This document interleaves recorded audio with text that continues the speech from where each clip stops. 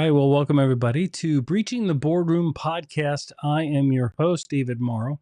And in the studio today is Ed Chaffin, a CEO, founder of the Uncommon Leadership Institute, an internationally recognized leadership coach to some of the world's greatest business and civic leaders. Ed has helped over 300 leaders in 20 countries, helped and build and grow 3 separate companies, and is the author of Uncommon Leadership for the New Reality. Mr. Chaffin, welcome to the studio.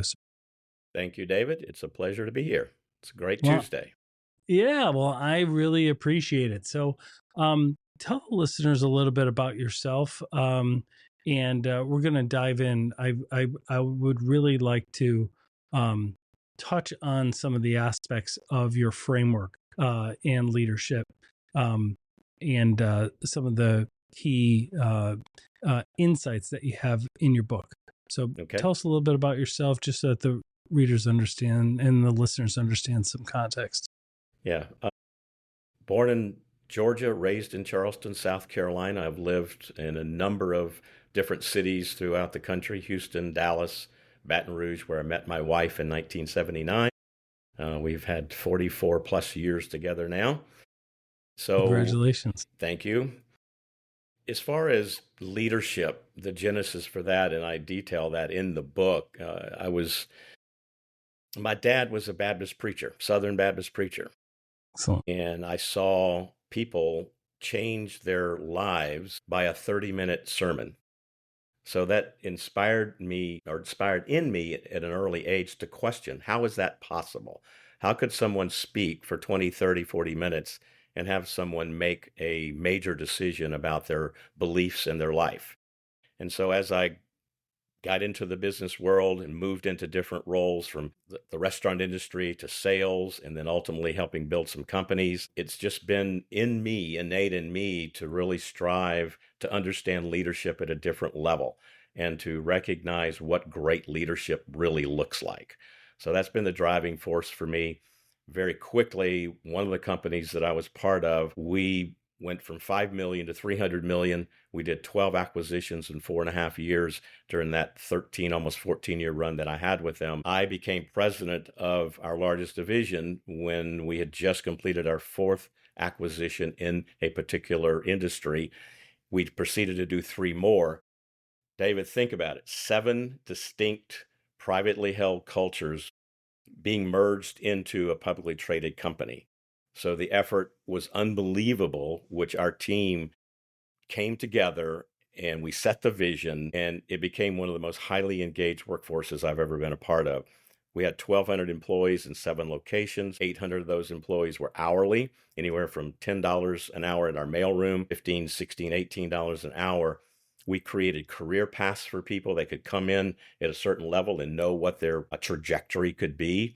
So when we sold the company in 2007, I stayed for 1 more year and then retired and reinvented as an international leadership consultant, executive coach, based on that understanding of what it takes to really drive employee engagement and what great leadership really looked like. So that's been the driving force since 2009 for me. That's unbelievable. The economics, culture, operations, all of those different puzzle pieces all had to fit together to make that work. Yeah. That's a remarkable achievement. Thank you. You know, in the book and on your site, you talk about a question that or an observation that your daughter made years ago about, like, Dad, do you put do you put your sock on both feet and then both shoes, or do you go sock, shoe, sock, shoe? Right. And I've had this discussion when I've been on panels in the past, and it's one of those things. It's not about the socks and shoes for the listeners. It's not about that. It's about how many things do we go through in life just on automatic pilot, right? Like on autopilot, that we're not consciously deciding, but we've just done and we continue to do. And then you make that analogy from that kind of epiphany into leadership. Walk us through that. Kind of tell us what had inspired you. It's 34 years ago, and it's still just as fresh in my mind as if it happened yesterday, but because it was an epiphany. So I'm helping my daughter, she was 7 at the time, get dressed for church that morning. And I'm buckling up her black patent leather shoe. And as I'm buckling up, and her little voice goes, "Daddy, when you put on your shoes, do you put sock, sock, shoe, shoe, or sock, shoe, sock, shoe?" And I'm like, I looked down and I sat on the bed and I said, "Erica, I do sock, sock, shoe, shoe, lace, lace." And then she proudly stated, "Well, I do sock, shoe, sock, shoe." And it was that moment where I went, wait a minute, so much to the point you made. I call it automagic mode. And we know from brain science, I'm certified by the Academy of Brain-Based Leadership in brain-based leadership and psychological safety. We do, depending on who you read, 95 to 99% of what we do is on automagic mode. Our brain needs it. It requires it. We have to build up these superneural highways in our brain so that we don't have to think about everything that we do. But that's the challenge for us. We're doing so much of it without conscious thought about the impact that we're having on other people as well as ourselves. And so it it's called becoming aware of your awareness. Right. Right? Yeah. And recognizing those patterns that may be working for you, that you don't need to change, and those that may not be working, that you really need to do the deep dive to evaluate what's the change I want to make to become a more effective leader. Because it's not about being the greatest leader or a perfect leader. There's no such thing as perfection, but it's effectiveness. How can I, 1%, 2%, whatever that looks like, just becoming more effective, but becoming much more aware. Exactly. And you pose some questions, right? You say there's several self-reflection questions, like, do you know why you do what you do? Right? What is your cause? What is the purpose? Like, why should anybody care? It's very aligned with Simon Sinek, right? And then how many things have you done today on automagic mode, right? And when you reflect back, you can find lots of them. Right. And then as a leader, how does that translate is my question to you. Like, I can imagine there's a lot of leadership tactics and steps that are just done because they've always been done that way, or done because I've always led that way. Right. And people really need to raise awareness of why they're doing what they're doing. Right. Right. Point of self-awareness as a leader is the starting point. In the book, I lay out 3 principles. And the first principle is leadership starts with your beliefs. And I was on site with a client yesterday. I did 4 coaching sessions with 4 different leaders. One is a CAO. Her beliefs about leadership are what's getting in the way. She has the caring. How so? Yeah. She has the caring, endearment, bonding. She connects with people easily, but due to some belief system developed through her upbringing, strong leaders, she has a negative opinion of strong leadership. And so we're working on reframing that model of what's going on in her mind about what strong leadership. She equates strong leadership with bad leadership. Almost like dictatorial, like totalitarian, or or rude, or being a jerk. And I won't say the word she used, but you can figure out what she said. I think they're, And so we're working on the rewiring of her brain to recognize, like in my book, I reference Kim Scott's book, Radical Candor. Clear is kind. And so one of the things that she has to grow in is holding her people accountable. Back to your question, it starts with, somebody asked me the other day, what's the definition of uncommon leadership? Well, it's leadership that's personal. Do you really know who you are as a leader and how you affect other people with your natural leadership style? And then it's personalized. Do you really understand what motivates the people that you're blessed to serve? Each of us are individuals. One size fits all leadership is dead, as I like to say. And so when you look, and that was the epiphany for me as a leader. I cite that story when I hired an executive coach like myself, who did a 360, talked to my boss, my peers, my direct reports, came back with these wonderful things that she heard about me. And then the one big thing I had to change, which that I was running as a pace-setting leader, to the point that I had not looked over my shoulder to see that about half of my team was trying as hard as they could, but they couldn't keep up with me. Right. So I Which had to, leaves gaps, right? Which leaves oh, gaps. I mean, yeah. it's still very effective, but you can break things along the way then. Well, you break the very people that you've been entrusted to serve, and the very people that you believe in. They're trying their darndest. They're trying to keep up. They love what's going on. That's not the kind of leadership that will sustain them from an intrinsic standpoint. But I was able to shift very quickly. And that was really what became the genesis for my work after retiring from that company, was recognizing what it took to do that. You speak about inspiring others. Hmm. And to me, that is the critical missing piece. A lot of people either don't feel that they know how to do that, or they believe like, well, I can't be everybody's friend. I can't be super nice, but they want to, but they want to but they want to have a good culture, but yet Hmm. people still they have metrics to hit. They still have to get stuff done in a Hmm. timely way. And so how do we as leaders develop that in people? Meaning develop a good culture, Hmm. inspire them to do things, but yet get them to get stuff done for the greater good. Well, in the book, there's a chapter titled "How Much Should a Leader Care?" And I believe it's 100%.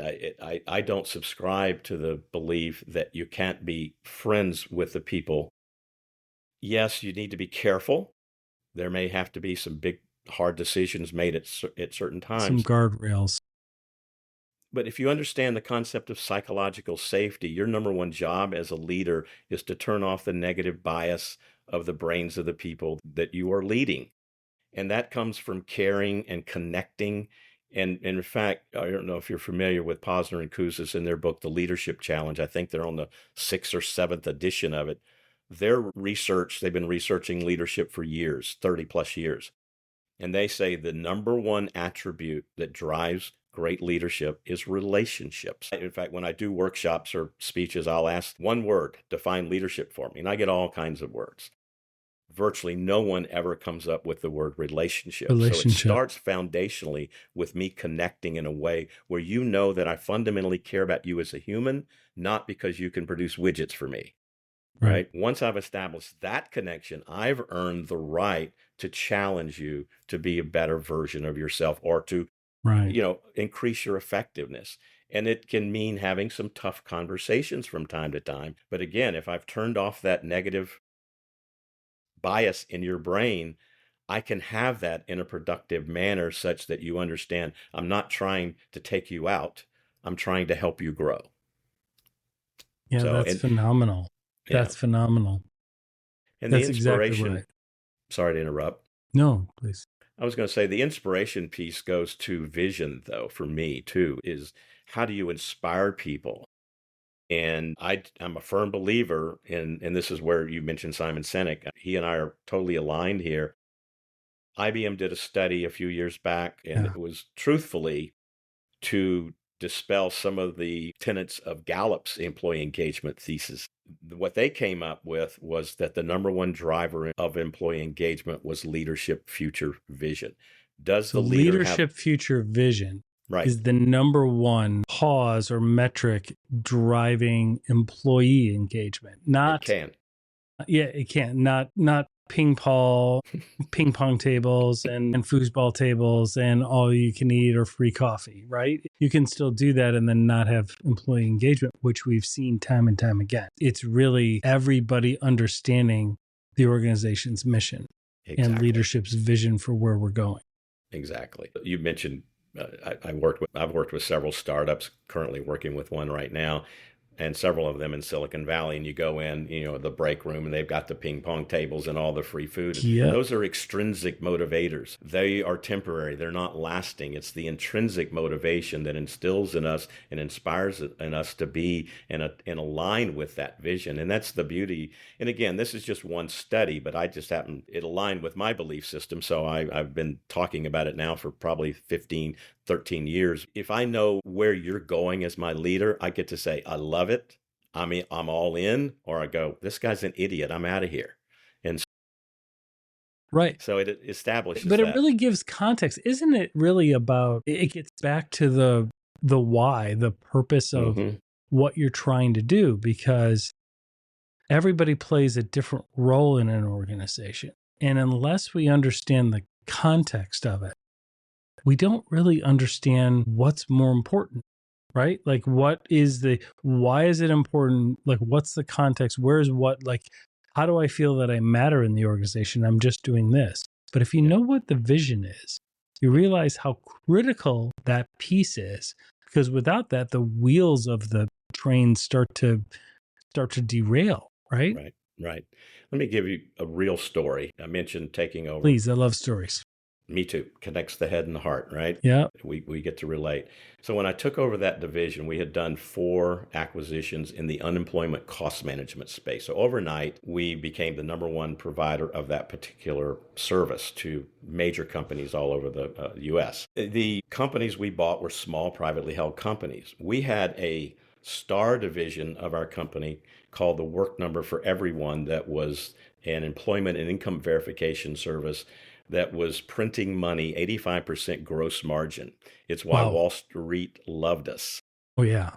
The folks that we That's had acquired had it's developed, exciting margin. oh my gosh, yes, it was. The folks that we had acquired made up stories about why they had been acquired, because the leader that we established in there came from one of the acquisitions, didn't really understand our culture. So when I took over as president, one of the first things I did was help them understand why we mattered. And I used an analogy. I said, right now on Broadway, there is a play. And I was just in New York recently. On the marquee was The Producers. There were 2 names, Matthew Broderick and Nathan Hale. Mm-hmm. I said, how many people do you think it takes to put on that production every night and twice on Saturdays? 150, 200. I don't know what the actual number is. And I Or said, more than just those 2 talented gentlemen. folks, the Work Number division is the producers, and Matthew Broderick and Nathan Hale. We are that 150, 250 people. We have thousands of clients now that we can add other services that we sell. If we carry out our mission, if we keep clients happy, we've earned the right to add other services. That's the vision that we have as a company that will ultimately take us where we want to go. And so um, every quarter, my VP and several other of our leaders would travel to every one of our 7 offices.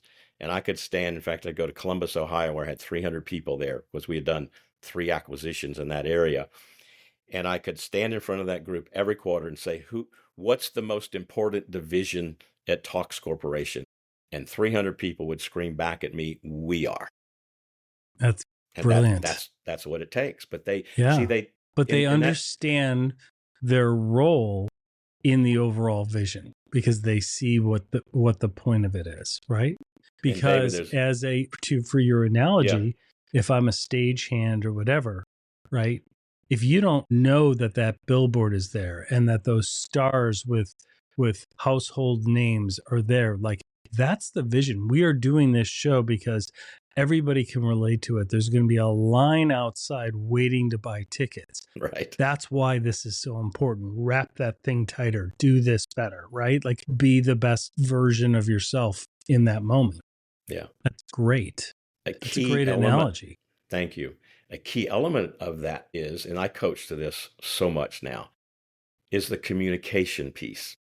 See, the previous leader didn't understand why that division mattered, number one. Even if he had, I'm not sure if he would have been communicating it early and often. So one of the things that I coach to quite often is, what's your communication style? What's your rhythm? Do you have a refrain that people can attach to? Because if you don't communicate often what you want them to know about what's going on, guess what? They make it up. And what they make up is far worse than anything you would ever tell them. And so clear communication about where we're going, the challenges we're facing, how we're going to overcome those challenges. I coached a leader. This was a remedial assignment a few years ago. I'm not going to name the company, but it was a division of a Fortune 50 company. And his engagement scores were the worst of any division of that company. Not Went on, uncommon. Not uncommon. Went Not on uncommon. site, and I said to Joe, we'll just call him Joe. I said, Joe, tell me about your communication to your division. Well, I do a town hall every year. I said, great. Tell me a little bit more about that. So he told me. I said, then what do you do? What do you mean? Well, after that town hall, what's the rhythm? Well, that's all I do. The first thing he did was hire a communications director Yeah.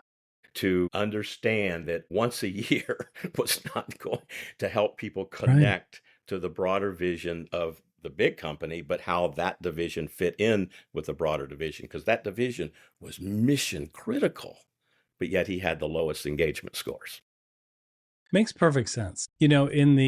I've got an analogy for you, and I would love you to poke holes in it or tell me what you think. But in cybersecurity, which is our gig, Mm-hmm. we're really trying to drive a change in human behavior, right? Because today, when everybody thinks of a hacker, they always think of this kid in a hoodie with these crazy technical skills. And while they do exist, right, they are less than 5%, 10% or less, right? It is really just criminals, right? And they Mm-hmm. are logging in as us because we as employees just have bad habits, right? I think we're just automatically logging in and doing things and not really paying attention. And so what we do is we focus on the individuals, we focus on why and explaining to them with live sessions on a cadence of why it matters to you as an employee, to your family, right? Mm-hmm. And then if you do and change some of the behaviors, you benefit, your family benefits, you guys stay safe, you can leverage all the technology that you want and do it the right way and reduce all that risk. Meanwhile, then the employer benefits.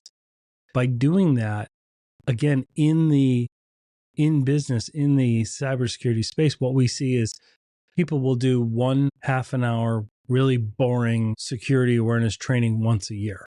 Yep. And they're like, well, I don't know why they keep clicking on stuff. I don't know why they keep letting hackers in, why they reuse passwords and they do all this stuff. And to me, I'm like, how do you expect to change behavior or inspire people to want to care about it with a half an hour session once a year, It's right? not possible. Unless you're speaking to them in a way that matters and resonates with them, unless you're inspiring them for a reason.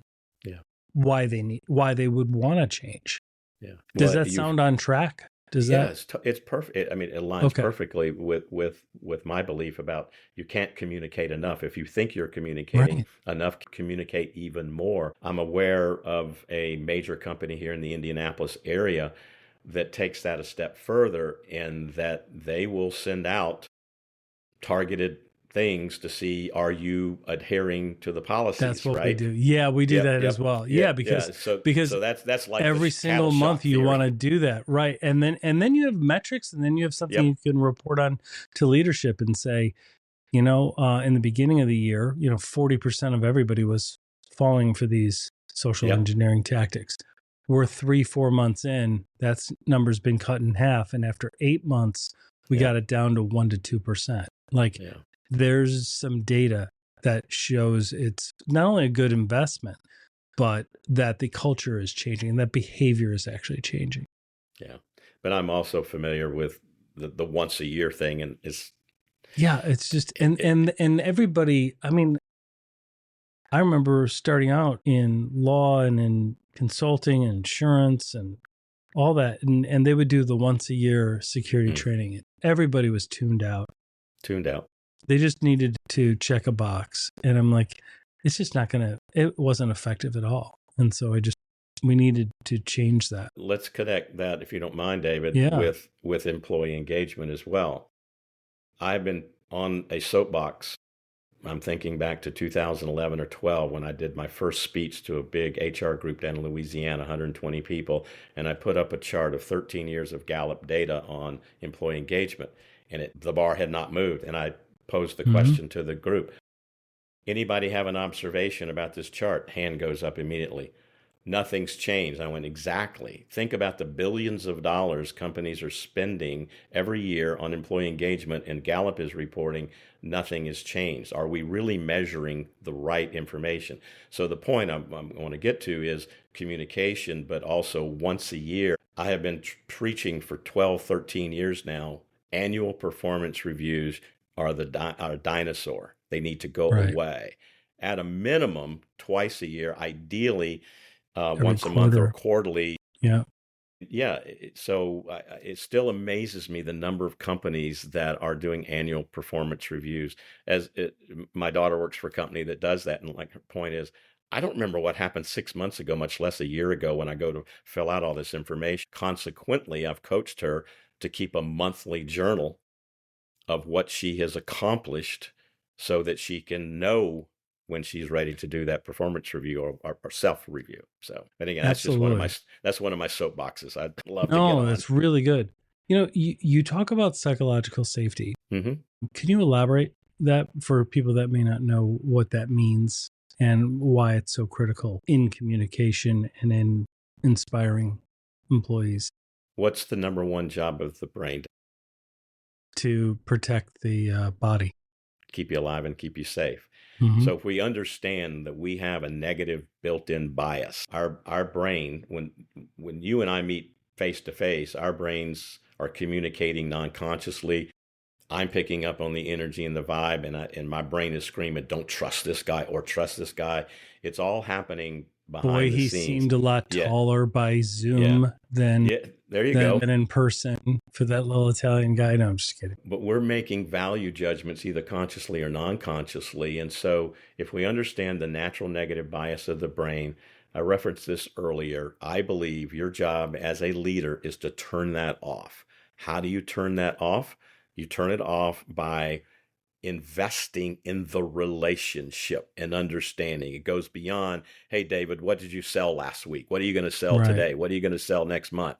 It goes beyond, hey, what'd you do on your vacation last week? How are your kids doing? And really having that impact to know that person knows you fundamentally care about them as a human being.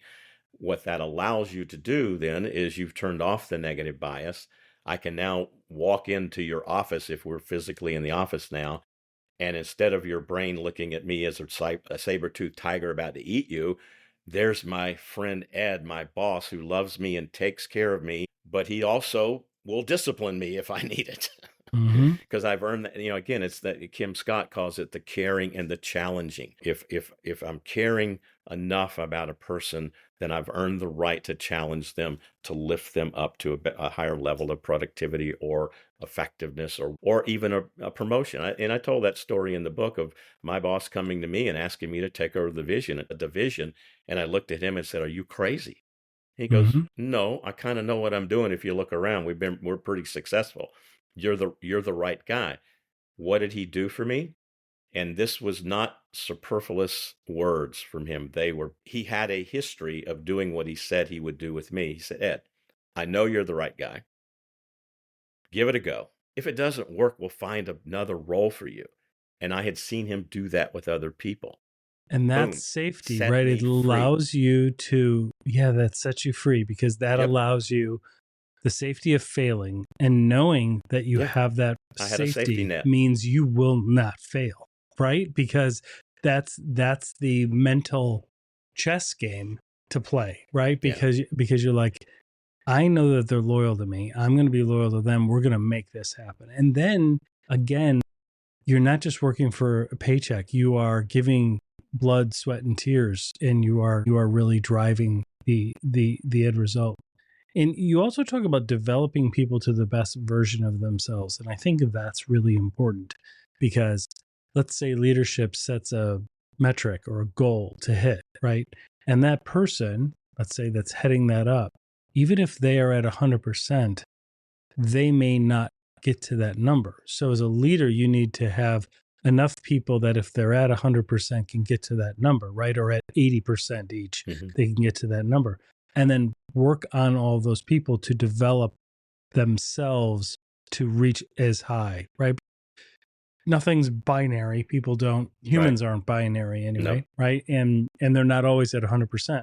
So when you start to see that trend and they're at, as good as Bob can be, Bob is only doing about 70%, right now. And so then it allows you to coach better and say, what's going on, and being genuine and being authentic and say, what's going on? What's the challenge? What's going, like, I know you could be doing better. I'm not here with a stick. I'm here to kind of like find out why, and are there roadblocks that you have that I can move out of your way so that you have the freedom to get there. Yeah. Another story. First, so I look, when I had people that I led, and now that I coach people and work with teams and whatnot, I look for the character of the person. Do they have the character that we're looking for? Do they have the commitment to do the job? Do they have the capability to do the job? And do they have the capacity? So those 4 C's. So I just finished a coaching project about 2 months ago where the CEO thanked me for saving an executive. Now, I didn't save them. The executive saved themselves. Sure. The key, though, was they had the character, the commitment, and the capability. The capacity was one of the significant issues where I went back to the senior VP and the CEO to say, look, there's a capacity issue here. This person is working late at night, on the weekends. There's way too much on their plate. You really need to look at this. And so it's not scalable. It's not sustainable. No, it's not. Right? Now, were there things that she had to work on? Absolutely. There were some changes, and a lot of the changes was mindset about things, and we really worked on her mindset and her belief systems. But once they recognized that the capacity was the real thing that was holding her back from being the best she could be, it wasn't me that saved her. It was them making the right business decision to take a huge piece off of her plate so that it could go somewhere else and she could really focus on what she was great at. Yeah, that's a great story. I would be remiss if I didn't ask about artificial intelligence, because it is permeating our lives, and just, kind of, it's almost like a river. It's like technology in a sense, but it's just moving faster than technology, but it's a river flowing into every aspect of our of our work lives. How has it affected either your approach to leadership or the way leaders work? Because to me, there's a lot of visibility gaps that can be created through it. That's a deep question, David. That's why I'm here. Let me ask you this first. And it's early on, right? Yeah. Well, that was going to ask you. Very early. What inning do you think we're in? First inning? Third inning? First inning. Yeah, I think first inning. I heard somebody say the first pitch. So I've heard everything from the first pitch to second or third inning, but the bottom line is we're early on. There's a lot of fear, I think, running through a lot of people. I'm 73 years old, and I don't ever plan to stop working as long as my brain and my body are working. And that was put into me by a mentor, Dr. Roger Berkman, who came to the office every day till he was 93 and a half. I have jumped on the AI bandwagon. I started modestly last year. It was a very simple utilization. I was coaching a CIO, and he was taking on a huge project for his particular organization that was going to take him out of his comfort zone. He didn't like to be visible. And so we talked through what some of the things he needed to do to transition his mindset about that.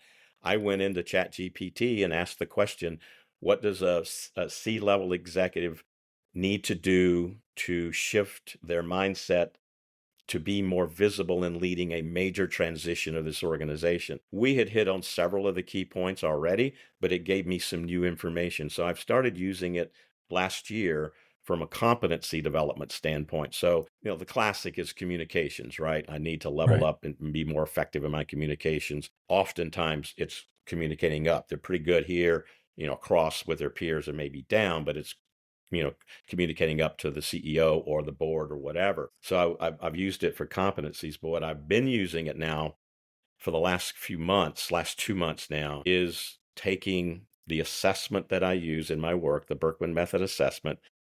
And by the way, I'm taking a class in ChatGPT right now, because you don't want to upload personal information so that the machine learning has access to it. You can turn that off. And so I've done that. You can also go delete information. So I've done that. David, It used to take me, so I would do write-ups for some of my clients when they were looking to hire people based off of this assessment to look to see the cultural fit and, maybe, what the strengths were the person was going to bring in and maybe some of the gaps. That executive summary that I would do would take me sometimes 4 to 6 hours to do. I can do them now in 5 minutes. Yeah, it's brilliant. Now, that is why it's so intriguing to so many people. We just need to know how to use it properly, in the right way. Exactly. In the right way, because it's extremely powerful. It's extremely powerful. And we also know that AI can make stuff up. Yeah, the hallucinations and you always have to verify.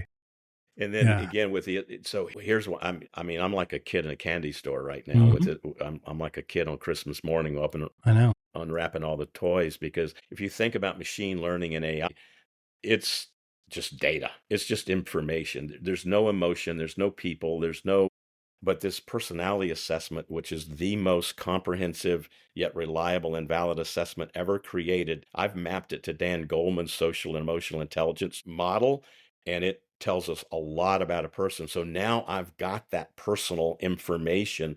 Now AI, the machine learning, is doing in seconds what it took me hours to do, looking at all now I'm having to teach it those permeations.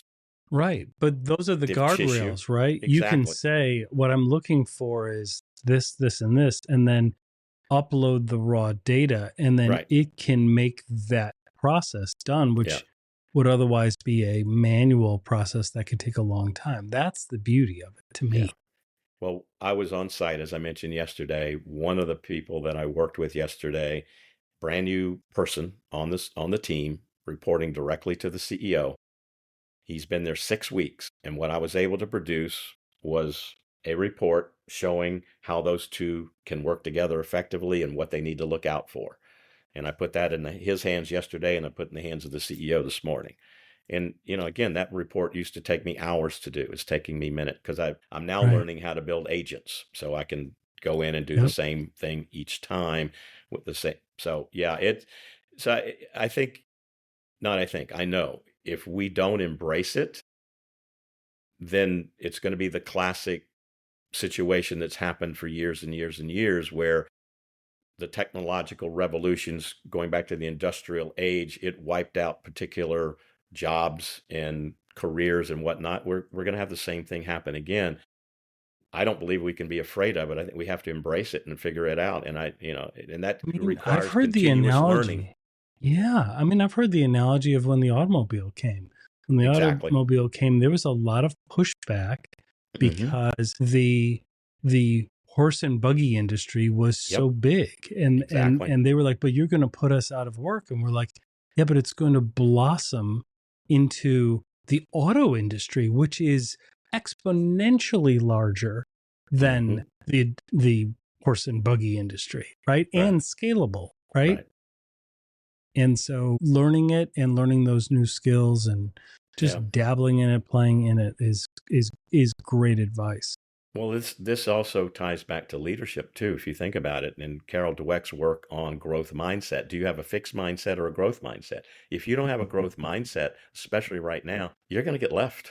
You're going to get left behind, and it's going to impact. You're in this world. You live in it every day. It's going to impact us in ways we can't even imagine if we're in the first or second inning, which most of you experts believe we are. 100%. Yeah, because we're really just scratching the surface of it. Yeah, we are. And it itself, like all the different LLMs, they just keep improving so much better. It's remarkable what Copilot and ChatGPT is today compared to what it was 9 months ago. It's so much better.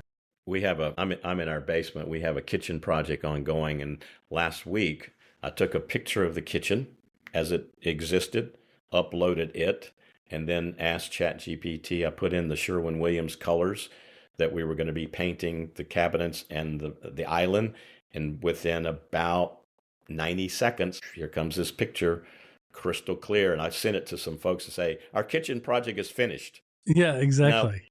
Now, wishful thinking, sorry. Right. But it was spot on. Yeah. And so there's just so many different ways to use it.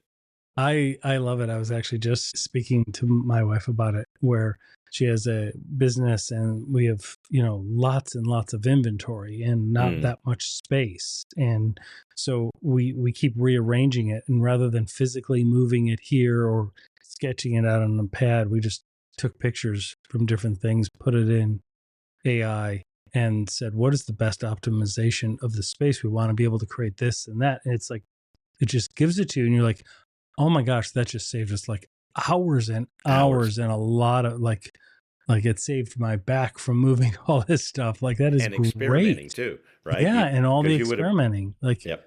all Yep. the variables work itself out. It's absolutely great. So as we wrap up, what is one of the key elements or one of the largest mistakes that you see leaders make? And I want to know but I think you've touched on a lot of some of the things that leaders really need to focus on. And we'll Yeah. have links to your information in the show notes. So I encourage everybody to check it out. I've learned so many things after just meeting you. It's Thank great, including the IBM study that you shared with me, which I've brought up numerous times Have because you? it's brilliant. Oh yeah, It is. It's a great it study. aligns to my view anyway. Yeah.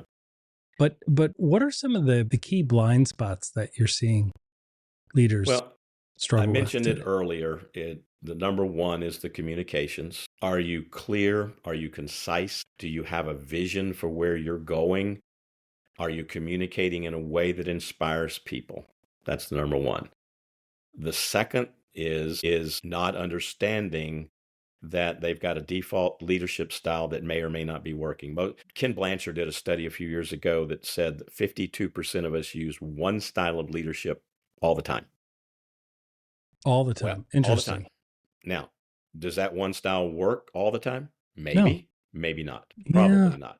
Probably not, though. Well, I'll give you a quick story. I don't go the long detail. No. One of my remedial assignments I did years ago was a guy that was brought in to turn around a money-losing division. That style of leadership to turn that ship around was a pace-setting style. He basically took no prisoners. He had to clean house. But once he got it, and he turned it around in 18 months. But once he got it on track, what was Chris doing? He was still driving that pace-setting style of leadership. And I was called in, literally was told if he didn't figure it out, he was going to get fired. And so he had to really understand how to adapt and adjust his leadership style for sustained growth, not a turnaround situation. So I think that's the other thing is, do you really understand who you are and how you affect other people with your natural leadership style? And where do you need to adjust situationally or personally? One size fits all leadership is dead in my book. Yeah. And how do organizations do that? What's the tactic that they can use? I mean, when they're doing their reviews, right, of employees, like having a 360 review, like how am I managing you? How am I leading you? Like getting that feedback and doing it in a safe way so that you're getting the truth. Yeah, and I talk about that in the book. Is there's multiple ways to get that feedback. The higher you move up in the organization, the thinking is you're not getting accurate feedback if you're a CEO or a CFO, CIO, whatever. That may or may not be true. I think it's mostly true where some people are maybe a little bit afraid. So you bring in an executive coach. That's one way to do it. The other is you build the relationship strong enough to where you can sit down eyeball to eyeball and say, David, what am I doing that's working for you? What else am I doing that's working for you? What else am I doing? Now, what could I do differently that would help you be more effective? What else?